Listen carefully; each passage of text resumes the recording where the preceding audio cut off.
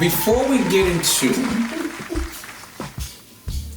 the DM, this week has been one hell of a ride, right? And I've been talking to a lot of people who are married, and they are happily married, right? I'm gonna ask you a question, Shelena.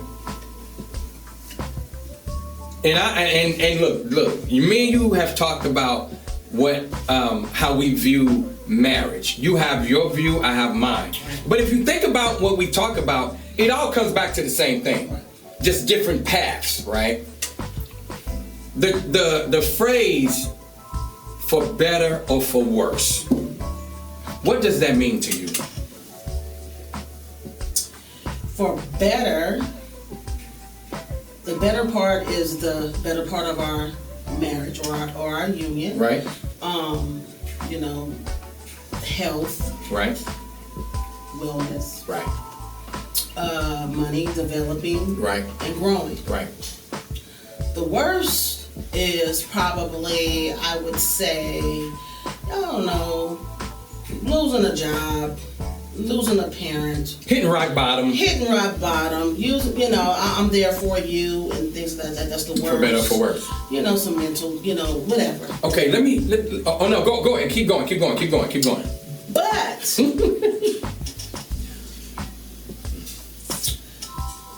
what people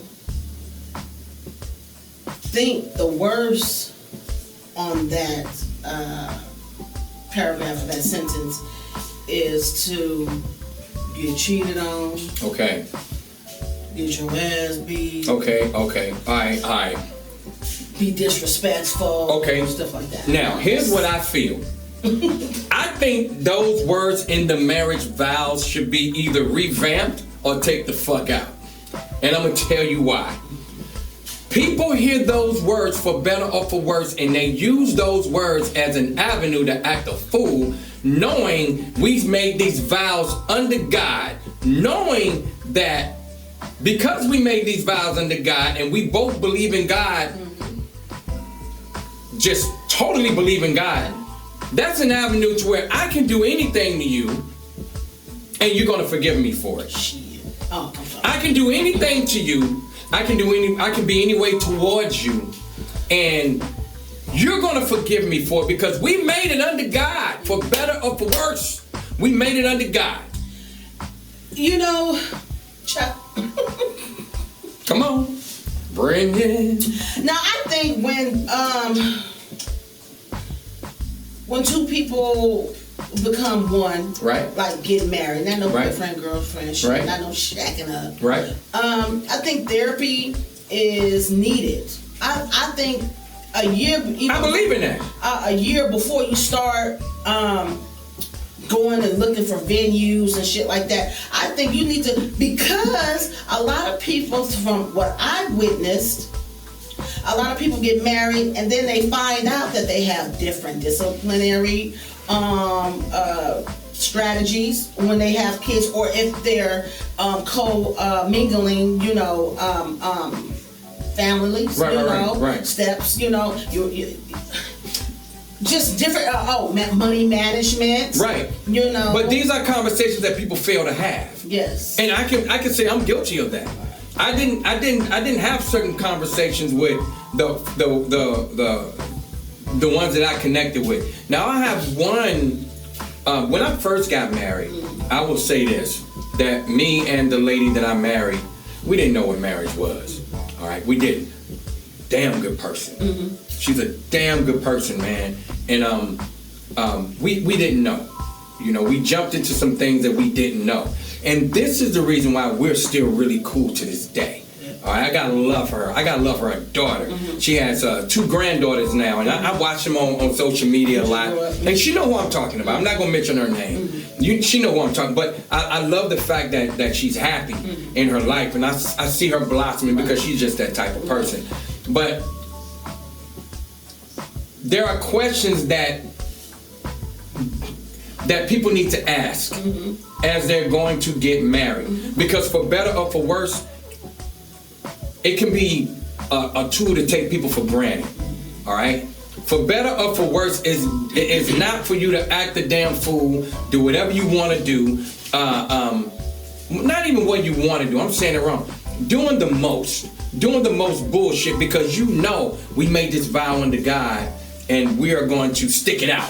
Like certain things, marriage counseling cannot fix. No, because it's because a lot of people have a lot of character flaws that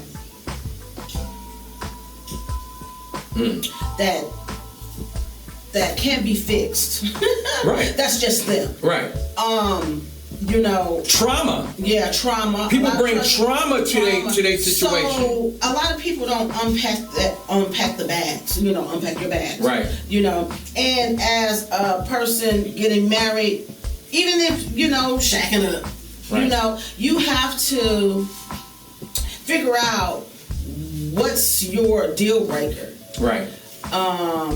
She wear weave. Is it a different? No. Right. You know, some men, right. there. But and everybody has deal breakers. Everybody, because my deal breaker, cheating. Is cheating. That is I know your deal breaker. So that's trauma. That's right. That's my trauma. That right. happened to me. Right. That's my trauma. So my deal breaker is being put second. Okay. It's God and it's us. Mm-hmm. If it ain't God and us, mm-hmm. we have nothing. Mm-hmm. I don't care who it is. It's God, then it's us. Right. All right, that's your trauma. That's of my cheating. trauma of cheating. Because don't have me out there looking stupid. I'm doing right. the most. That's right. On something good. That's right. And I'm out here. Your family know. Your mama, your brother, your sister. And everybody know you getting done dirty, and they still smiling. Yeah, they still smiling in your face. Like, what the fuck? Well, let me just pack my shit. I get it. What I came in with, because at that point in time, I don't need nothing. I don't want nothing. I got my own shit because I'm gonna always have my own shit. Right. You know, in the beginning, anyway. But that's my deal breaker. So you have to think if this is my deal breaker, or will I be okay if he or she comes waltzing in at 3:00 in the morning? Is that a big deal to you? That's disrespectful. And that's disrespectful. And here it is with me. Like, I can understand a couple of times because, men and women, they be out with their friends and they having a good time. Yeah. And then, you go and eat and then, you walk in. Next but when you you make that a constant habit, okay, what the hell is going on here? Yeah.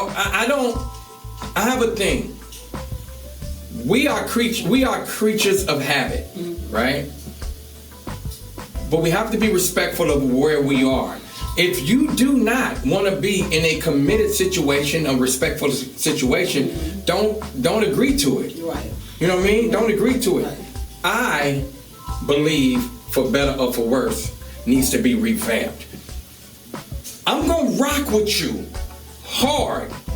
That's when you make your own vows. I'm gonna rock with you hard. Mm-hmm. I'm gonna go hard for you. Do not disrespect me. Mm-hmm. Do not don't put me on the back burner. Mm-hmm. Because I'm never gonna put the person that I say mm-hmm. and prove to mean so much to me on the back burner for no goddamn body. You know what I'm saying? Most definitely. So for better or for worse. Or don't do it. Don't do it. Or just do it. It's a lot of work. Relationships are a lot of work. That goes for friendship, a relationship, a marriage, relationship with your parents. It's a lot of work. Well, here's the problem, Shelena, with me. The minute that my relationship with a friendship or whatever becomes work, and I mean work. It's too hard. What the hell I'm doing, man? It shouldn't become a job or a chore. Fuck that. It's like life is moments. Right. Let's create some beautiful moments. Right. And you're gonna have those days. Yeah, you're gonna have days. Those days that you're gonna be like, I do not like this motherfucker. Of course. Because there'll be times that I do not like. But there's a respect there at the end of the day. Exactly. That's what's up. Yeah. All right. Now let's get to this DM. All right. So. Hold on. After this. Oh.